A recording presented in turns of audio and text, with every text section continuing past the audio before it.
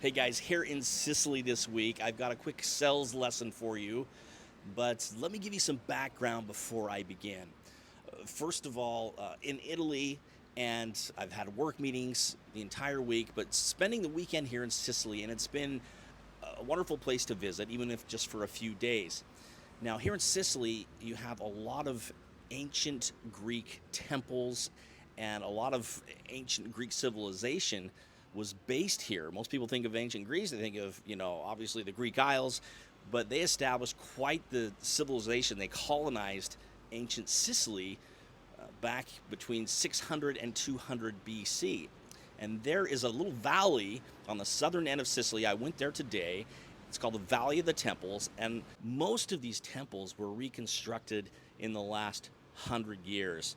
In fact, some of them were reconstructed between 2000 and 2006. I kind of looked into it, which is interesting because I don't think many people realize that. They're not passing by an ancient temple that has stood continuously for 2,400 years. That's not the case. Most of these have been refurbished. And if you think about that, is it false advertising? Well, no, it's not.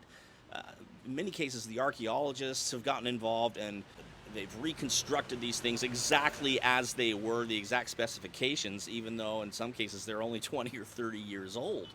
So what's the sales connection here? One mistake I see with salespeople, particularly new salespeople, is they will advertise themselves as being new to the company, new to the industry. I see it all the time, and I train new sales professionals not to do this. You never advertise yourself as being new. It's a good way to undermine your success. I mean, think about it as a buyer. When you're out buying something, whether a consumer product or maybe on a B2B level, and you hear you're working with a new salesperson, you're kind of thinking in the back of your head, oh, I hope I'm getting the best service. I hope I'm getting the right information. It is a great way to undermine your success is to advertise yourself as being new at something. Don't do that. The ounce of sympathy you're going to gain by advertising yourself as new is not worth the pound of credibility that you're going to give up. Think of other ways to handle that question. Usually, if you're confident and competent, people aren't going to ask you how long you've been working in a specific job.